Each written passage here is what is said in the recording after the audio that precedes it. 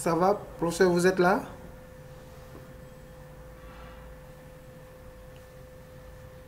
Allô? Vincent, ça va? Bonjour le fort, vous allez bien? Oui, Ivan, ça va? Finalement, vous vous êtes connecté?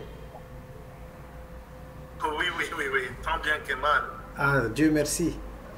Bon, je disais, je ne sais pas si le prof est en ligne, je disais que le cours est enregistré quoi, pour les participants qui ne seront pas là et pour nous aussi, pour bien reçu le cours Ok, quoi. d'accord, c'est bon. J'ai pu avoir un outil qui Merci, enregistre le merci, le cours. prof est de retour. Voilà, Ouais, merci. ouais, d'accord. Alors, donc, pour la pause, après, si tu veux, on va continuer ça ensemble.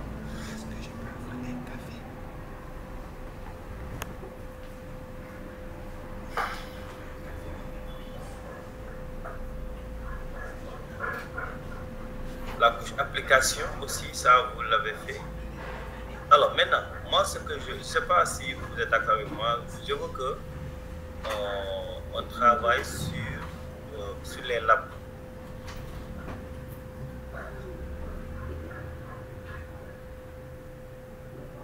Ou bien, vous voulez qu'on passe d'abord sur le cours avant d'aller vers les TP?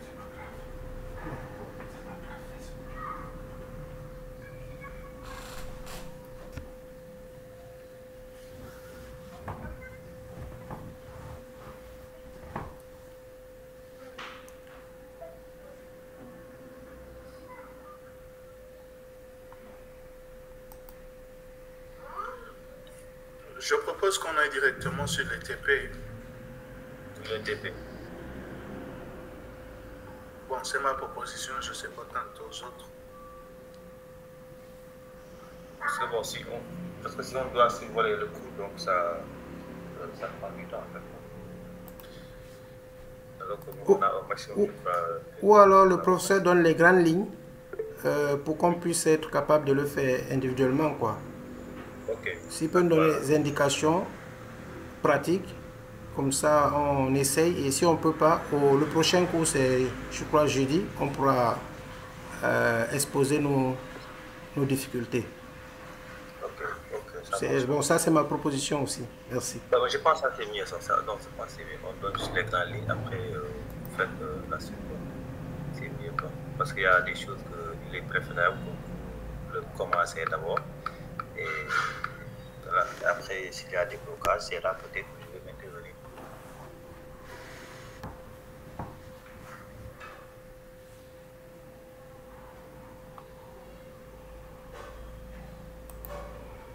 Parce que si on aille directement sur les TP, le problème est qu'il y a certains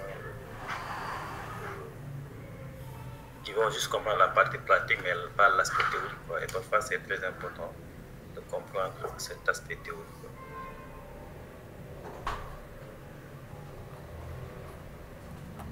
Alors, donc, je partage mon écran avec ce fichier que je viens donc de publier, le chapitre 2.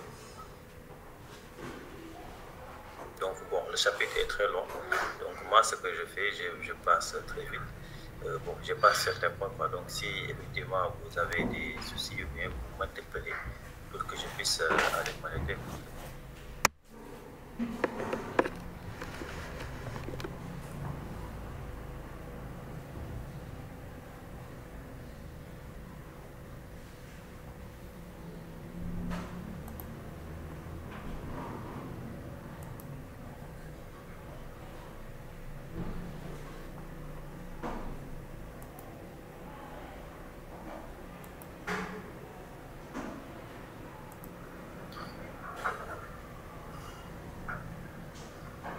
Alors, voyez-vous le fichier que je viens de partager? Pas encore. À mon niveau, pas encore. Les autres, vous l'avez?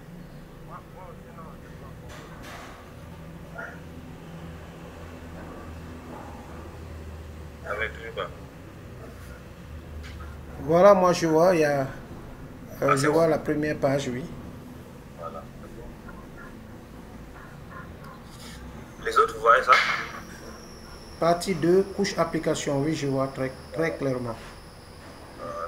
Oui, oui. Oui, nous voyons. Ok.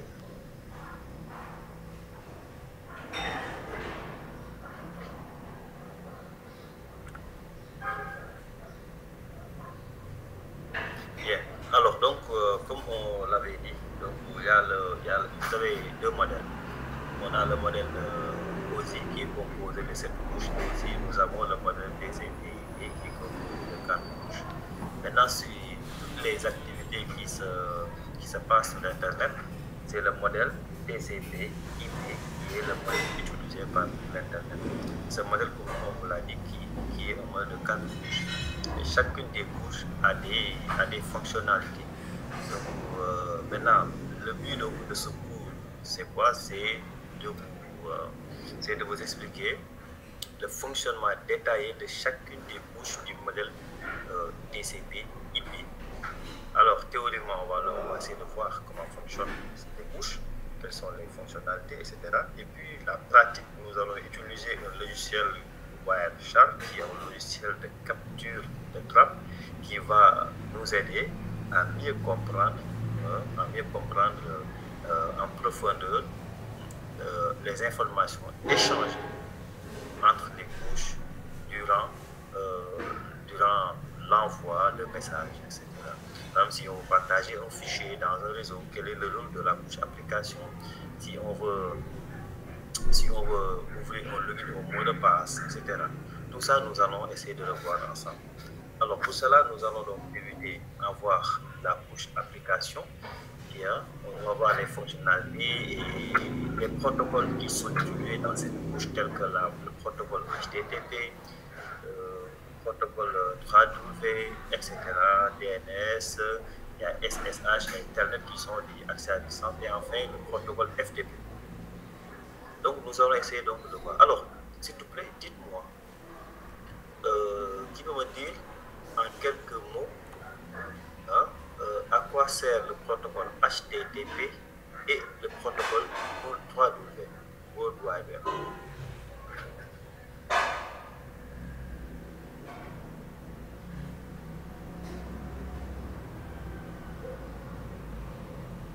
Je peux répondre?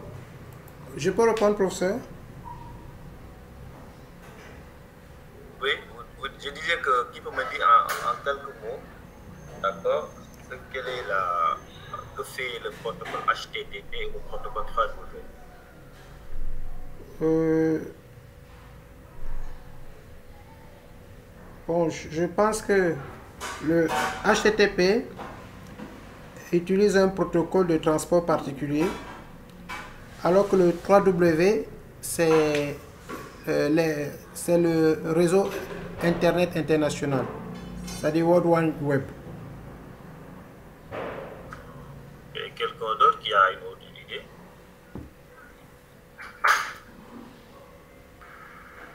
Allô? Oui, oui. Bonjour professeur, bonjour chers camarades. Bon, moi je pense que le protocole HTTP permet d'échanger des données. C'est le protocole qui permet de partager des données entre, je sais pas, dans une communication. Oui. Bon, HTTP 3W, c'est comme il a dit, c'est World Wide. C'est ça que j'explique. Voilà. Alors, en fait, le HTTP, lui, il permet de transférer, d'envoyer des fichiers, de communiquer dans un réseau, en utilisant, bien sûr, un navigateur. Lui, c'est le navigateur qui est son outil de communication. Donc, ça veut dire que si nous voulons envoyer, communiquer, d'accord, ça signifie quoi? HTTP, Hypertext Transfer Protocol. Un protocole de transfert de texte par le fichier. Qui transfère du texte. D'accord? Maintenant, pour transférer ce texte, il y a le navigateur qui est utilisé avec HTTP et HTTPS, la sécurité. Alors maintenant, alors que le 3W, lui, il permet de gérer les pages web, c'est-à-dire les HTML, les pages HTML. pour gérer une page HTML dans un navigateur, pour assurer l'affichage, etc. Là, c'est le 3W qui l'assure. Et maintenant, parce que HTML, c'est le langage de programmation de site Internet. D'accord? Maintenant, avec HTML, vous pouvez écrire du texte. Maintenant, ce texte-là, pour que moi, à partir de ma machine, puisse accéder à ta page Internet que tu as créée à partir de Paris, ta machine est à Paris, tu l'as hébergée dans un serveur qui est à Paris. Donc, moi, je dois accéder à ce texte-là à partir de ma page. C'est pour ça que quand je tape au site Internet, je vois du texte. Et ça, c'est le HTTP qui le fait, qui me permet de voir, de lire le texte que vous avez écrit dans une page gérée par 3W. Donc 3W, il gère juste le texte et il gère juste en fait les pages HTML, alors que HTTP, il assure donc le transfert des fichiers.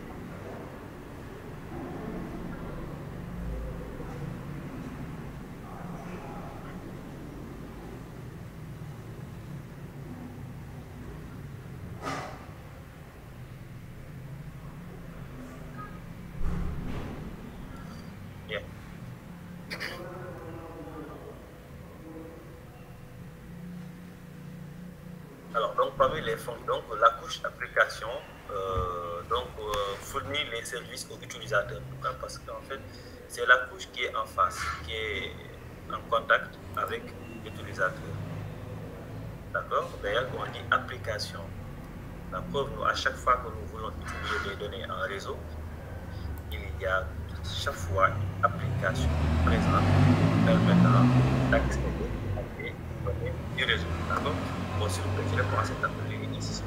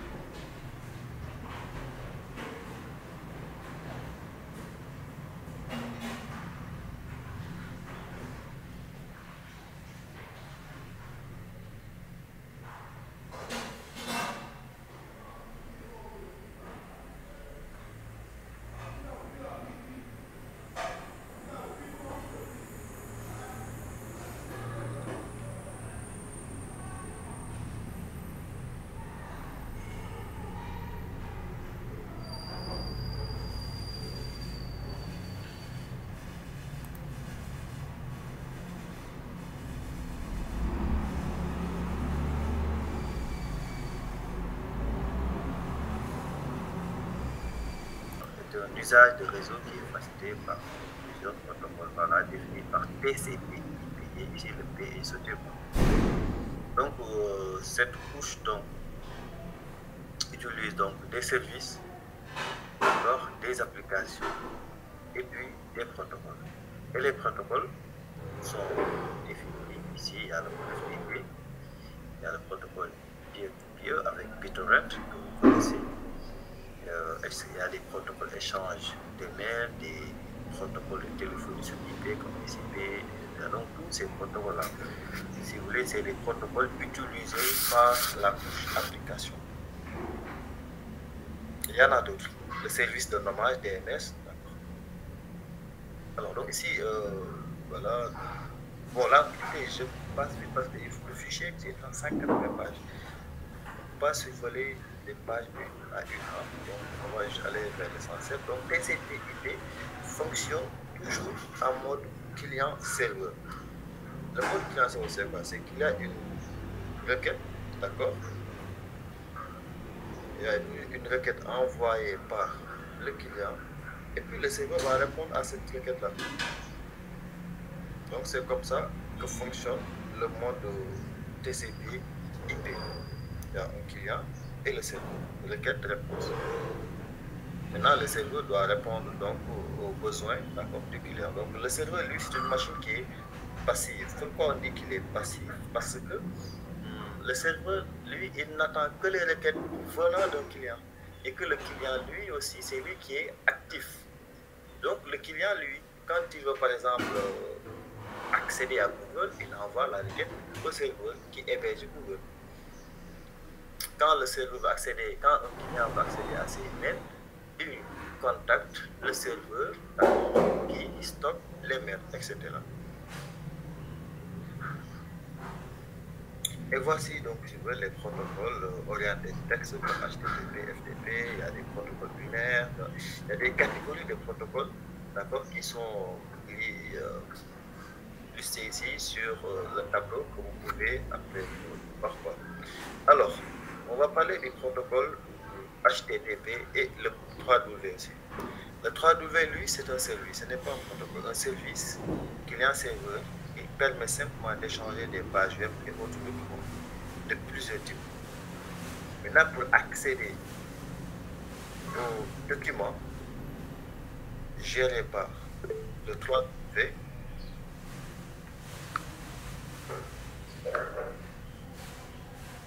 oui, Vincent. Ah oui, bonjour monsieur.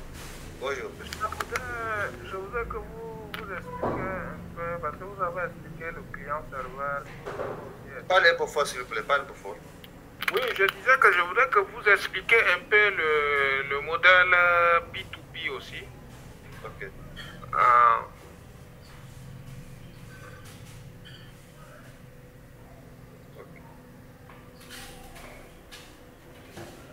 Le modèle,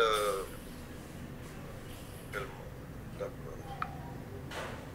Je remonte encore un peu, c'est là.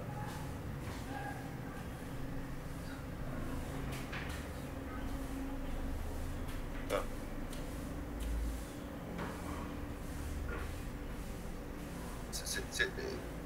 C'est ça le P2P, c'est ça que tu veux dire? Vincent, tu m'entends? Je vous écoute. C'est ça même, P2P. Ok. Vous avez expliqué client-serveur, message, pas. Je ne sais pas si vous avez survolé. Je remonte encore ou bien? Non, c'est bon. C'est ici même. Ah, ok, d'accord. Alors, en fait, P2P, si tu veux, c'est quoi? C'est juste en fait un modèle qui est peer-to-peer, quoi. Hein? Un modèle qui est utilisé entre juste deux machines. C'est pour dire peer-to-peer. D'accord? Pour échanger des informations. D'accord? Oui. Alors, maintenant, dans ce modèle, là, peer-to-peer, chaque machine, d'accord, Oui. est parfois serveur et parfois aussi client. Pourquoi? Parce que en fait, les machines, la machine A, supposons on a deux machines, ma machine et la tienne, qui veulent échanger. Donc, soit si tu veux accéder à des données à partir de ma machine, tu m'envoies une requête. Donc, dans ce cas, moi, je suis le serveur et puis je vais te répondre. De la même manière, moi, si je veux accéder donc à des requêtes, d'accord, à partir de ta machine, je t'envoie un message et puis tu vas me répondre. Donc, c'est comme si que les machines peuvent en même temps être serveur et client. Mais c'est juste en fait un message, c'est juste en fait un modèle entre deux machines. C'est entre deux machines quoi. C'est pour ça qu'on dit peer to peer. C'est un modèle en réseau informatique, d'accord, entre deux machines, d'accord, qui permet d'envoyer et de recevoir juste des fichiers. C'est juste ça, si tu veux, en résumé. Donc le client paye le serveur et puis le serveur paye le client. Donc dans ce cas, on ne peut pas parler de 3 machines. Quand on va parler? Est-ce qu'on peut parler aussi de 3 machines par exemple? Oui, bien sûr, mais dans ce cas, si on a 3 machines, oui. Dans ce cas de figure, les 3 ne peuvent pas communiquer en même temps. On peut avoir un réseau de 3 machines, de 4 machines, de 5 machines, mais la communication, c'est entre 2 machines. Après, si l'un termine, après, l'autre peut communiquer avec l'autre machine, par exemple. S'il y a une machine A, B, C, D, donc si A et B communiquent ensemble, après A et C peuvent communiquer. Mais A ne pas communiquer en même temps entre B et C. Ok, d'accord.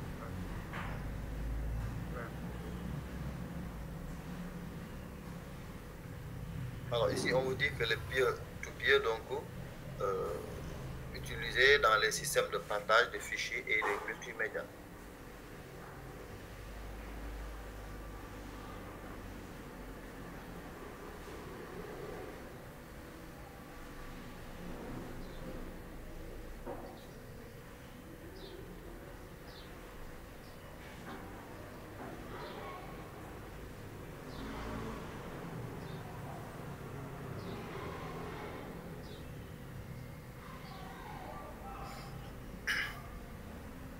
Alors, donc, le 3W, donc, c'est quoi?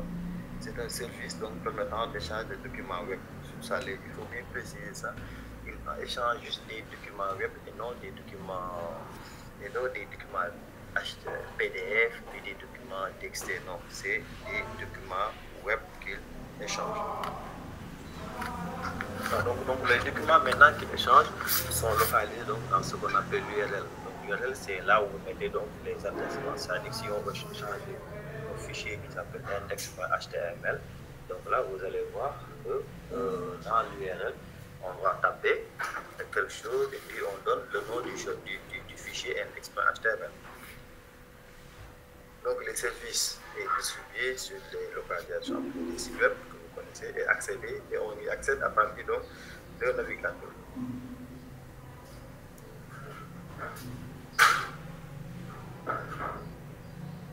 Alors pour cela, il y a le protocole, il y a HTML qui est utilisé, qui est un langage de programmation de page internet. Et maintenant, pour transmettre donc, les données de HTML, on utilise le protocole HTTP. Et pour y accéder maintenant, on va utiliser des ressources de URL. Et ça fonctionne en mode aussi client-serveur /3W. Donc voilà, on a une requête, on a notre navigateur, puis le navigateur donc utilise envoie une requête au serveur et puis le serveur répond avec une réponse.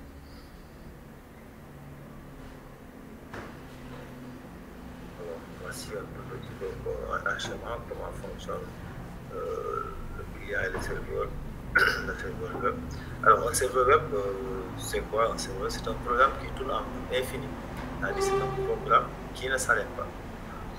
Juste en attendant donc des requêtes HTTP, le serveur web. C'est-à-dire qu'aujourd'hui, par exemple, si vous hébergez un site internet dans un serveur, ce serveur ne doit pas s'arrêter. Le serveur doit fonctionner en permanence. Pourquoi? Parce que le site que vous avez hébergé peut être accédé à tout moment. Donc, c'est ça un serveur web. C'est une grande machine, si vous voulez, une machine très puissante, beaucoup de ressources, qui héberge des sites internet. Parmi les exemples de serveurs web, vous avez Apache, vous avez NGINX, Microsoft DCS, etc. Donc tout ça, c'est des types de serveurs web qui hébergent des sites web conçus avec HTML, gérés par le 3W et accédés par le protocole HTTP.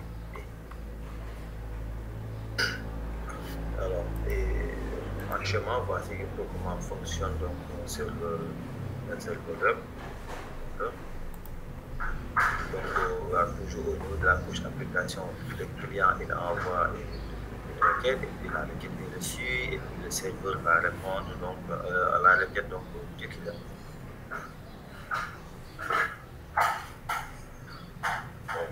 C'est des données un peu obsolètes, donc il faut être, vraiment mettre à jour.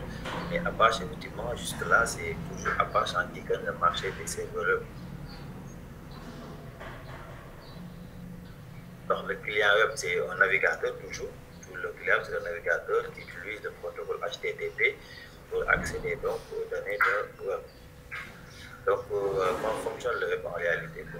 Il y a le client qui utilise HTTP à la couche application, HTTP, et au niveau de la couche transport, c'est le protocole TCP qui est utilisé. Et là, après, vous allez voir pourquoi TCP est utilisé et non UDP. Et puis c'est logique, hein, parce que si vous voyez bien, quand on va accéder à un site, il faut que le site doit être disponible. Donc si le site n'est pas disponible, on ne peut pas y accéder. Et on avait dit hier, on avait dit dans un cours qu'il y a au niveau de la couche transport, on distingue deux protocoles. Le protocole TCP et le protocole UDP. Et le protocole TCP, on sait que c'est un protocole qui est orienté connexion. On avait dit c'est quoi un protocole orienté connexion et c'est quoi un protocole non connexion. Vous voyez, donc c'est le protocole TCP qui est utilisé. Après, il y a la couche réseau utilisée par le protocole IP. Et c'est normal qu'on va aussi voir ça en détail, pourquoi IP est utilisé dans la couche réseau et non ICMP et non pas, etc. Et ensuite, il y a, enfin, maintenant, on envoie ça à la couche liaison qui va transmettre le message et puis ce message va accéder donc, à la machine réceptrice. Oui, quelqu'un a levé la main, apparemment. Oui, Vincent. Oui, Vincent, je t'entends pas bien. Je viens de voir dans le schéma là, il y a deux ports. Il y a deux ports. Il y a le port 122.80 et puis il y a le port 80. Alors, je ne sais pas si il y a un truc là-dessus, ou bien c'est quelque chose qui est bien de façon aléatoire seulement. Parce que moi, je trouve qu'à ce niveau, c'est seulement le port 80 seulement qui doit travailler, non? Ou bien, pourquoi on a le port... En fait, ici, au niveau de la couche transport, au moment où on envoie le message, hein, c'est-à-dire ma machine envoie un message pour accéder à un site internet en utilisant le protocole HTTP. Maintenant, au moment où j'envoie le message, le port qui est utilisé par la machine source est un port aléatoire, mais destiné à un port bien spécifique qui est le port 80. Parce qu'une fois que la requête arrive au niveau de la machine destinataire, c'est-à-dire que moi j'envoie une requête à une machine X, maintenant cette machine X a plusieurs ports ouverts. Il y a le port 21 pour FTP, il y a le port 23 pour les requêtes des informations issues de Telnet, il y a le port 53, etc. Et il y a le port 80 aussi dedans. Maintenant, il faut que je sache la requête que je viens de recevoir est destinée à quel port, à quelle application. Donc, si la destination, on a mis port 80, donc ça va directement aller donc, par le web HTTP. Donc, le port émettrice est toujours un port aléatoire, mais par contre, le port destinataire, c'est un port connu. Ok, d'accord. D'ailleurs, après, quand vous utilisez le Wireshark, là, vous allez voir hein, que le port émettrice est toujours un port aléatoire. Et le port destinataire qui doit être un port connu. Alors maintenant, il y a, voilà, c'est ça, comme ça que fonctionne les URL. Hein. Vous avez le protocole comme HTTP, HTTPS, il y a 2 points, il y a l'autre, soit on donne l'adresse IP de la machine ou bien on donne le nom du domaine de la machine. Tout dépend. Ici, on on connaît dans le domaine, on peut le faire. Si on connaît aussi la DCP, on le fait. Et puis, vous savez, il y a le port. Vous avez, ouais, ça dit que c'est destiné au port 80 ou bien 80, etc. Et puis, on donne le fichier exactement que nous voulons ouvrir, qui est un fichier index HTML. Généralement, c'est la page d'accueil en fait.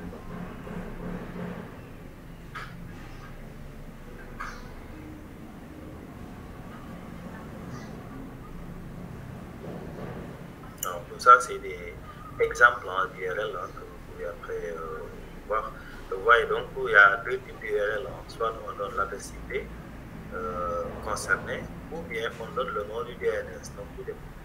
Parce qu'en fait, chaque domaine est toujours associé à une adresse IP. Chaque domaine est associé à une adresse IP.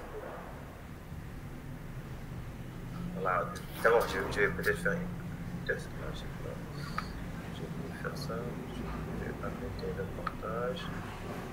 Je vais partager tout l'écran. Partager l'écran. Et voilà. Et puis, alors là, vous allez voir. Alors, voilà, là, on va ici. Donc, je fais comme ça. Je veux par exemple ouvrir la page Google, hein, mais je ne connais pas son adresse IP. Je fais par exemple ping google.fr. Là, il me donne l'adresse IP de Google, qui est le 142.250.201.167. Et là, je vais le faire ici. 142.250. Là, je fais 142.250.201.167. 201.67. Et là, je valide. Vous voyez, il va ouvrir la page de Google. Vous voyez bien. Il ouvre directement la page de Google qui est là. Et puis, il a même converti ce que j'ai mis en nom. Donc, ça, c'est le DNS que nous allons peut-être voir après. On peut peut-être comment ça fonctionne.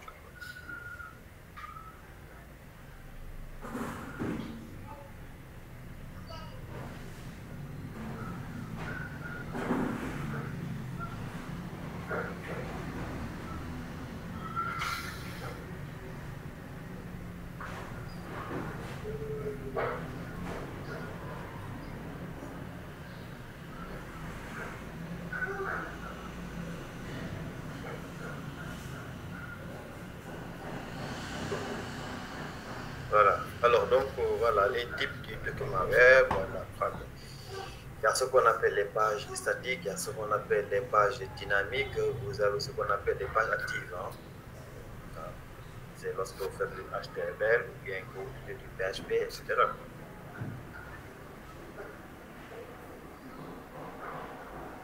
Voilà, les documents statiques, c'est du HTML, XML, etc. Les documents dynamiques, c'est lorsque vous utilisez le C, etc., les Python. Quand c'est les documents actifs, les documents actifs, c'est lorsque peut-être vous avez souvent en fait l'interaction entre la page et l'utilisateur. Par exemple, si vous mettez un mot de passe et qu'on vous dit que le login est incorrect, mais le mot de passe est incorrect, comme ça, vous procédez JavaScript, etc. Ou bien vous remplissez un formulaire et que dans le formulaire, il y a des champs où vous êtes obligé de mettre des lettres ou bien des chiffres. Voilà.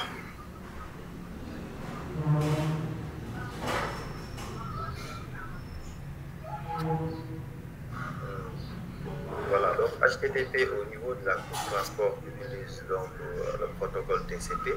Le protocole TCP qui fonctionne à ces trois étapes, l'étape de synchronisation, l'étape de transmission de données et l'étape d'accusé de réception. Voilà. Donc, ça aussi, on le verra quand on va faire le cours de la couche d'application.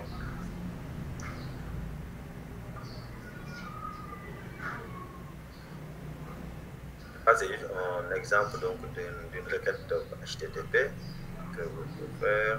Et ça, c'est les méthodes que vous pouvez avoir. Il y a les méthodes GET, les méthodes POST, les méthodes HEAD, Donc tout ça, on va le détailler en DP quand vous faites le lab. D'accord? Il y a des questions qui vont vous permettre de mieux comprendre ça. S'il y a toujours des problèmes, vous m'écrivez un mail et puis je vais vous répondre. Voilà, ça c'est un exemple de requête. D'accord?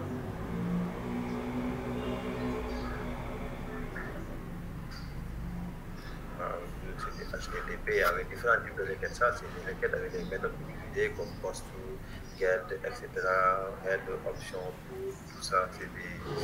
Voilà. Maintenant, il y a le protocole DNS que peut-être certains connaissent déjà. Le DNS, lui, il a quel rôle? Lui, son rôle, c'est très simple. C'est-à-dire d'associer un nom de machine à une adresse IP. C'est ça le rôle donc, du DNS. Vous pouvez avoir donc nous, généralement, il est plus facile pour moi, en tant qu'être humain, de retenir un nom que de retenir son numéro de téléphone. Par exemple, il est plus facile pour moi de retenir le nom Vincent Bonga que de retenir son numéro de téléphone. Donc, c'est facile de dire Vincent Bonga. Ça, c'est pour les humains. D'accord? Mais maintenant, si il nous faut un numéro de téléphone associé à un prénom et un nom, c'est là qu'on a mis en place donc, le répertoire. Et le répertoire, tu fais pas, tu enregistres un numéro de téléphone, tu l'associes à un prénom et un nom. D'accord? Alors, et maintenant, dans le cas de l'informatique, on associe une adresse IP à un nom de machine. C'est le cas de ce que j'avais fait ici avec Google et ainsi à une adresse IP. Donc il y a l'adresse IP de Google, d'accord, et ainsi donc c'est ça le DNS en réalité. Le DNS donc il fait juste la correspondance d'une adresse IP à un nom de machine. C'est ça le rôle de DNS. Oui. Oui, s'il vous plaît, monsieur. Bon, je voudrais avoir quelques éclaircissements par rapport à la dernière explication par rapport au DNS. Si, par exemple, je suis dans un réseau où l'adresse est dynamique, c'est-à-dire le réseau est en DHCP, et puis je mets un DNS. Comment est-ce que le DNS se comporte? Lorsque vous êtes en DHCP, une machine prend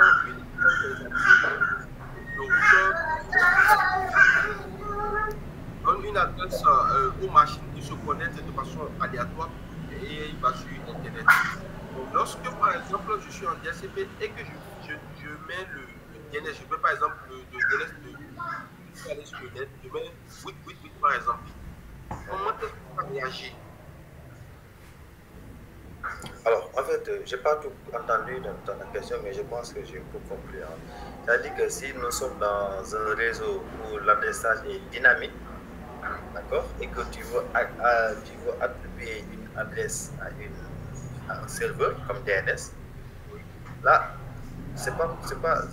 le DNS n'agit pas dans ce sens-là. Le DNS, c'est pour fixer une adresse IP, d'accord, à un nom de machine. Maintenant, il y a ce qu'on appelle le DNS, Dynamic DNS. Ça, c'est automatique. C'est-à-dire que ça peut changer en tout moment. Mais il y a un autre qui s'appelle DNS qui gère cela. Alors, autre chose, c'est quoi? Autre chose, c'est qu'avec le DNS, même si l'adresse IP change, le nom ne change pas du tout. Ça, c'est l'adresse IP qui peut changer, mais pas le nom. Même Google.com ne change pas du tout, mais l'adresse de Google peut changer. Et effectivement, Google a des adresses, Google a beaucoup d'adresses. Il y a beaucoup d'adresses associées à Google. Donc ça peut changer à tout moment. Et pourquoi cela? Ça permet d'éviter les piratages. Parce que si on associe une adresse IP à un nom en permanence, donc le piratage, ça peut se faire sans problème. Car il y a des gens qui peuvent copier les mêmes sites internet que toi associés à cette adresse IP. Et puis, par exemple, tu peux créer une page similaire à la page de Facebook. Mais par contre, ce n'est pas la même adresse au lieu de mettre Facebook, tu mets comme nom Facebook par exemple. Bon, tu mets un nom comme Facebook, ce que tu veux. En tout cas, la page est similaire. Et là, tu entres le login et le mot de passe. Tes données seront transmises dans mon serveur et pas dans le serveur de Facebook. Et généralement, ces gens, ce qu'ils font, c'est quoi? Ils vont te dire, ils vont t'envoyer un message en te disant, bon, veuillez laisser le mot de passe et incorrect, comme ça. Et puis tu cliques sur le lien pour retourner à la page de connexion. Et si tu cliques maintenant ce lien, c'est là où tu vas accéder à la vraie page de Google, de Facebook. Mais derrière, ils avaient déjà collecté des informations. Donc,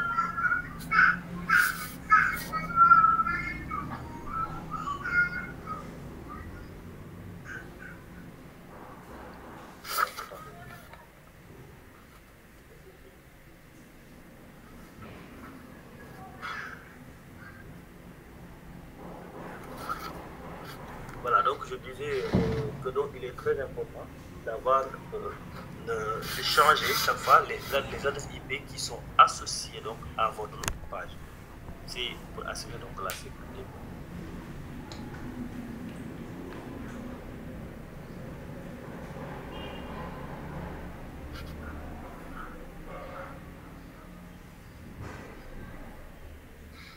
Je ne sais pas si j'ai bien répondu à ta question. Sinon, tu peux.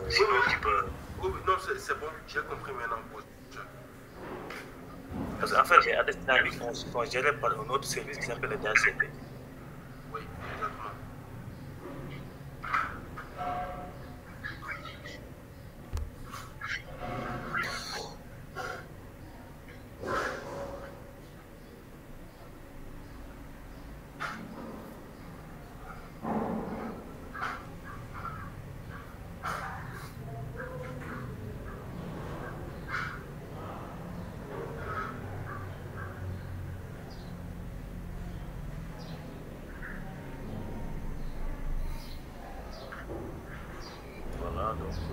Donc pourquoi même le DNS? Qu'est-ce qui a motivé le DNS? C'est quoi? C'est qu'on peut avoir plusieurs machines dans les serveurs, il y a N serveurs dans le monde. Maintenant, les serveurs, on ne peut pas avoir les adresses IP de chaque serveur en tête.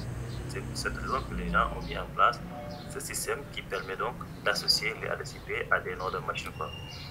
C'est ça, donc, et voilà. Et maintenant, pour faire l'association adresse IP, il y a deux techniques. Il y a la méthode manuel, où on utilise le fichier qui s'appelle host.txt, et dans ce fichier contient deux colonnes.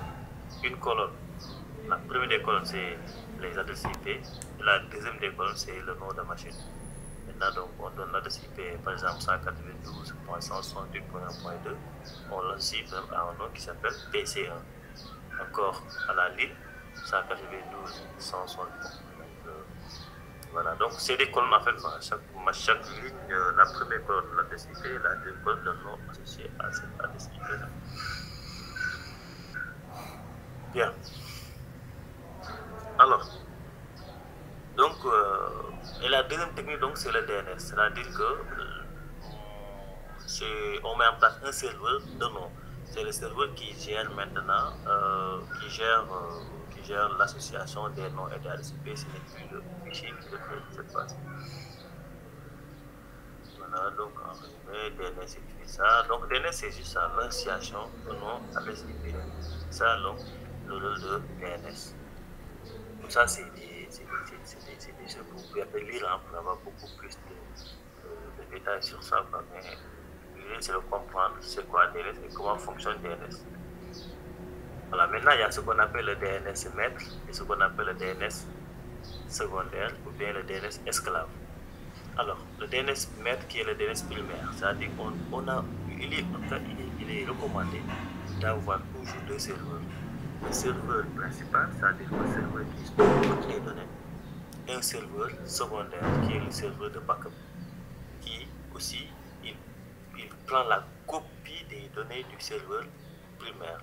Au cas où on perd le serveur primaire, c'est le serveur secondaire qui va assurer donc le relais. Donc voilà, donc c'est pour ça qu'il y a le DNS maître et le DNS esclave, ou bien on parle de DNS secondaire, master, qui est le principal, et slave, qui est l'esclave. Bon, ça, c'est pas un cours de service réseau, c'est pour ça que je ne peux pas aller en profondeur. Mais si c'était possible, on pouvait peut-être en profondeur comment créer un serveur DNS, etc. Mais c'est pas ça le but. Le but, c'est juste étudier les communications quand on a des serveurs là, etc. Alors, ça, c'est des types d'enregistrement, des types d'enregistrement. Bon, on va parler. Alors, vous avez, après le DNS, vous avez ce qu'on appelle les protocoles d'accès à distance. Bon, on prend une pause de 5 minutes, s'il vous plaît.